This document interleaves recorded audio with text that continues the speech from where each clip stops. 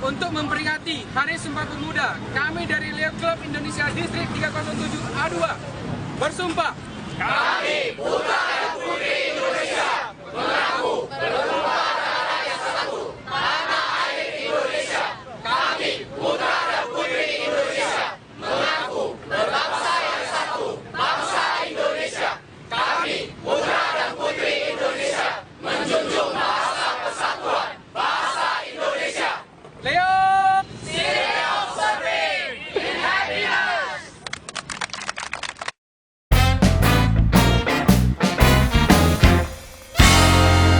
Pelajarannya baik banget. Saya belajar gimana caranya bersosialisasi sama orang-orang. Saya belajar ketiga kebersamaan dan ketiga kerjasama. Jadi saya bangga lah bisa ikut belakang. Kita sebenarnya dulu saya nggak gitu banyak sering bergaul sama orang lain gitu ya. Tapi sejak masuk Leo, jadi sering bergaul sama orang lain dari kota lain dan juga banyak bergaul sama Lions ya, walaupun perbedaan umurnya mungkin sangat jauh, tapi ya kita masih bisa tetap berteman. Kalau menurut saya di Leo, pelajaran paling penting saya dapat itu berorganisasi. Di Leo kita bisa berorganisasi dan kalau dalam organisasi jika ditata dengan baik, semua hal yang kita lakukan akan efisien dengan baik. Dari Leo Club aku dapat banyak opportunities di mana aku belajar untuk teamwork, fundraising, jadi lebih independen gitu sih. Jadi kayak udah tahu caranya ngumpulin duit tuh gimana susahnya, terus experience lihat orang yang lagi susah, ngebantu, sharing. Terus kayak lebih bersatu sama temen-temen juga, jadi kayak Leo Club juga kayak another family of mine. Jadi kayak teman-teman yang di Leo Club aku juga udah anggap kayak keluarga, distrik juga udah saling kenal, jadi lebih banyak teman-teman, udah nggak dapet, bukan cuma dapet teman tapi juga dapet experience-nya yang banyak banget. Pelajarannya sebenarnya banyak banget yang bisa didapetin dari Leo Club ini, karena di Leo Club ini kita belajar bagaimana berorganisasi seperti layaknya orang dewasa pada umumnya. Jadi misalnya kan di sekolah aku kan nggak ada OSIS, jadi kita tuh nggak pernah ngerti yang namanya bikin notulen, bikin proposal atau ngajuin proposal, cara nyari duit di dunia kerja tuh gimana gitu, kita nggak pernah ngerti. Jadi di sini tuh kita belajar yang gitu. Jadi nanti kalau misalnya kita udah di kuliah, udah di tempat kerja, nggak shock, nggak, aduh ini gimana terus cari-cari bantuan dari internet terus akhirnya berantakan. Jadi kayak di sini benar-benar dilatihnya sih cara berorganisasi dengan benar, tapi ya gitu deh. Jadi yang pertama yang pasti dapat lessons gimana cara kontrol suatu grup, kayak lebih ke kebersamaan, terus gotong royong, terus lebih ngerti gimana cara untuk leading something, lebih ngerti cara untuk berbagi, peduli sesama kayak gitu sih. Kalau aku sih ya mungkin kenal, jadi banyak kenal orang baru, makin memperluas kenalan juga, terus sama nggak jauh beda sama saya juga, jadi makin meningkatkan jiwa sosial kita, terus ya gitu sih kurang lebih sama. Jadi Putra dan Putri Indonesia, tanah air satu, tanah air Indonesia.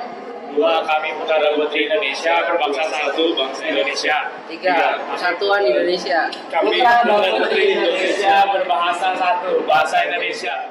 Putra Putri Indonesia mengaku bertumpah darah yang satu. Aduh, tunggu. Nggak tahu. Pokoknya ada tanah air Indonesia, berbahasa yang satu, bahasa Indonesia, dan nggak hafal sih, ya pasti ada 3 kan. Sumpah Pemuda. 1. Kami Putra dan Putri Indonesia mengaku bertumpah darah satu, tanah air Indonesia. Benar nggak sih? 2. Kami Putra dan Putri Indonesia mengaku berbangsa satu, bangsa Indonesia. 3. Kami Putra dan Putri Indonesia mengaku bicara bahasa yang satu, bahasa Indonesia. Ini berbangsa satu, bertanah air satu, tanah Indonesia. Kami berbangsa satu, bahasa Indonesia. Kami berbahasa satu, bahasa Indonesia. Yeay.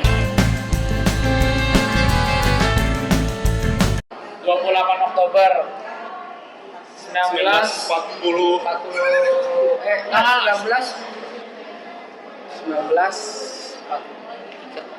3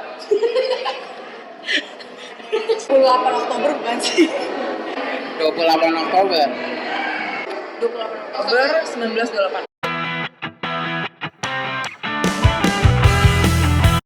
Seperti kami di sekolah sering berbahasa bahasa Indonesia ya. untuk mengingatkan bagi jasa-jasa Iya. pemuda pada waktu itu, dan kami juga sering menghadiri upacara bendera merah putih Ya, ya 17 Agustus, 10 November ada Hari Pahlawan, Hari Sumpah Pemuda juga kadang ada. Ya, sama. Partisipasi dalam kayak bisa ada competition gitu, bisa kalau bisa mewakili ya kenapa enggak kalau bawa nama negara ini, terus kayak belajar lah lebih giat, jadi kayak berprestasi terus sampai bisa bawa nama negara kita sendiri. Kan kita kan putra dan putri Indonesia, terus kita harus memperjuangkan kesatuan Indonesia ini. Jadi memaknainya caranya menghidupi Sumpah Pemuda itu sendiri sih. Mengakui bangsa kita, berbicara bahasa kita. Kalau aku sih contohnya dengan ikut Lions kayak Dengan ikut ini tuh kita lebih di enhancement bagi itu kayak nggak cuma orang dewasa yang benar-benar dewasa, tapi jiwa muda pun sebenarnya bisa di embrace untuk lebih membantu bersama kayak gitu. Dan karena dengan ikutnya Lions Cup ini kita lebih aware dengan ternyata banyak orang yang lebih bisa kita lebih bisa menyalurkan sisi kalau kita tuh pengen ngebantu gitu, banyak orang yang butuh gitu. Meridiana. Alasannya apa? Ya, dia bekerja keras. Dia berjuang sendiri di negeri orang dan mengharumkan nama Indonesia. Mungkin bagi saya